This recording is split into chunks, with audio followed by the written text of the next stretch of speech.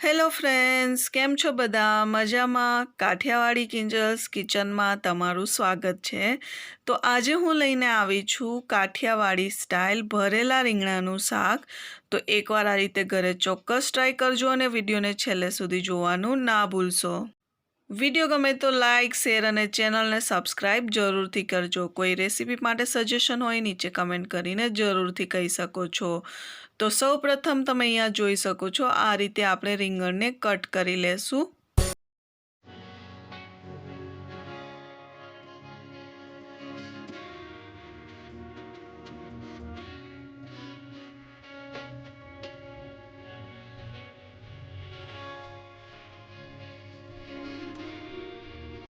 તો તમે અહીંયા જોઈ શકો છો, રીંગણને આ રીતે આપણે કટ કરી લેશું અને ચેક પણ કરી લેશું. જો વચ્ચે રીંગણું સડેલું હશે તો આપણને આ રીતે દેખાઈ આવશે.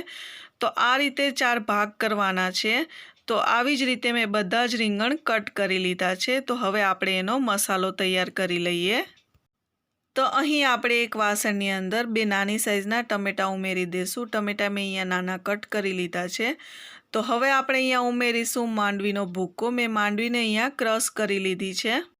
માંડવીના ભૂક્કાથી શાકનો ટેસ્ટ ખૂબ જ સરસ આવે છે અને એની ગ્રેવી પણ ઘટ બને છે. તો એકવાર આ રીતે રેસીપી ઘરે ચોક્કસ ટ્રાય કરજો. અહીંયા મેં કોથમરી કટ કરીને ઉમેરી છે. તો હવે અહીંયા મેં લસણવાળી ચટણી 2 ચમચી ઉમેરી છે. લસણવાળી ચટણીની રેસીપી તમારે જોઈતી હોય તો નીચે ડિસ્ક્રિપ્શન બોક્સમાં મળી જશે. તો અહીં આપણે ઉમેરીશું અડધી ચમચી જેટલી હળદર. હળદર હું અહીંયા મસાલામાં જ ઉમેરી દઉં છું, એટલે હું વઘારવા ટાઈમે એનો ઉપયોગ નહીં કરું. હવે આપણે અહીંયા 1 ચમચી જેટલું ધાણા જીરું પાવડર ઉમેરીશું, જેનાથી ટેસ્ટ ખૂબ જ સરસ આવે છે. તો હવે આપણે અહીંયા 1/4 ટીસ્પૂન જેટલી હિંગ અને 1/4 ટીસ્પૂન જેટલો ગરમ મસાલો ઉમેરીશું.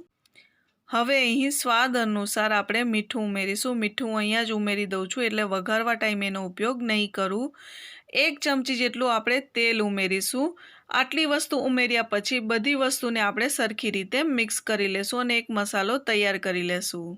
તો અહીં આપણે હાથ વડે મસાલાને મિક્સ કરી લેશું. આ મસાલાથી શાકનો ટેસ્ટ ખૂબ જ સરસ આવે છે. તો એકવાર આ રીતે ઘરે ચોક્કસ ટ્રાય કરજો. અને અહીંયા આપણો મસાલો રેડી છે. તો આપણે રીંગણની અંદર મસાલો ભરી લેશું. તો તમે અહીંયા વિડીયોમાં જોઈ શકો છો, આવી જ રીતે આપણે બધા રીંગણાઓ ભરી લેશું મસાલાથી.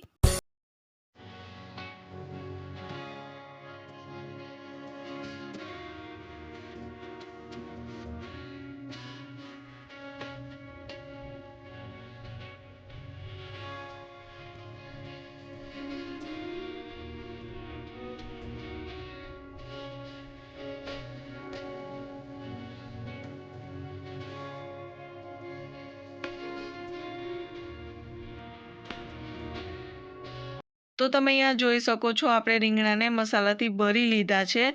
અને જે મસાલો વધ્યો છે, વધેલા મસાલાની અંદર આપણે પાણી ઉમેરી અને ગ્રેવી માટે એનો ઉપયોગ કરીશું. એનાથી ગ્રેવી ખૂબ જ ઘટ બને છે અને ખાવામાં એટલી જ ટેસ્ટી લાગે છે.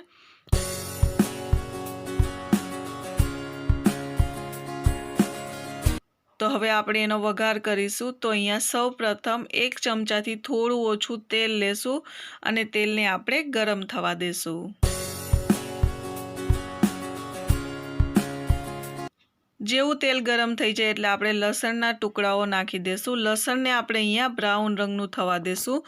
લસણથી શાકનો ટેસ્ટ ખૂબ જ સરસ આવે છે. લસણ જેવું બ્રાઉન રંગનું થવા લાગે એટલે આપણે અહીંયા 1 ચમચી જેટલું જીરું ઉમેરીશું.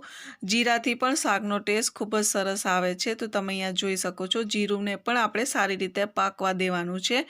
જીરું અને લસણ અહીંયા સારી રીતે પાકી ગયા છે. તો હવે આપણે ડાયરેક્ટ રીંગણાનો વઘાર કરી લેશું. હળદર અને હિંગ છે આપણે મસાલામાં જ ઉમેરી દીધી હતી, એટલે હું અહીંયા ઉપયોગ એનો ફરી નથી કરતી. તો હવે અહીંયા મેં 1 મિનિટ જેવું ધીમી આંચ ઉપર રીંગણાને ફ્રાય કરી લઈશ. અને મેં અહીંયા અડધી ચમચી જેટલો લાલ મરચાંનો પાવડર, કાશ્મીરી લાલ મરચાંનો પાવડર ઉમેર્યો છે, જેનાથી કલર ખૂબ સરસ આવે છે. અને હવે અહીંયા મેં ઉમેર્યું છે વધેલો જે મસાલો હતો, એની અંદર મેં પાણી ઉમેરી અને ગ્રેવી માટે જે રાખેલું હતું એ અહીંયા ઉમેરી દીધું છે. અને હવે આપણે અહીંયા 3 થી 4 વિસલ વાગે ત્યાં સુધી આપણે એને રહેવા દેશું. 3 થી 4 વિસલ વાગ્યા પછી તમે અહીંયા શાક જોઈ શકો છો કેટલું સરસ બન્યું છે. તો અહીંયા તમે ગ્રેવી જોઈ શકો છો, ગ્રેવી પણ ખૂબ સરસ અને ઘટ બની છે અને ખાવામાં એટલું જ ટેસ્ટી લાગે છે આ શાક. તો ઘરે ચોક્કસથી ટ્રાય કરજો અને નીચે કમેન્ટ કરીને કહેજો કે તમને આ શાક કેવું લાગ્યું. તો અહીં તૈયાર છે કાઠિયાવાડી સ્ટાઇલ ભરેલા રીંગણાનું શાક. ઢાબામાં એકદમ આવું જ શાક મળે છે, તો તમે ઢાબા જેવું શાક ઘરે એકદમ ઇઝીલી બનાવી શકો છો અને એટલું જ ટેસ્ટી લાગે છે. તો ઘરે ચોક્કસ ટ્રાય કરજો અને તમને મારો આ વિડીયો કેવો લાગ્યો નીચે કમેન્ટ કરીને જરૂરથી કહેજો અને કોઈ રેસીપી માટે સજેશન હોય તો પણ નીચે કમેન્ટ કરીને જરૂરથી કહી શકો છો. તો મળીએ નેક્સ્ટ વિડીયોમાં નવી રેસીપી સાથે. ત્યાં સુધી બાય.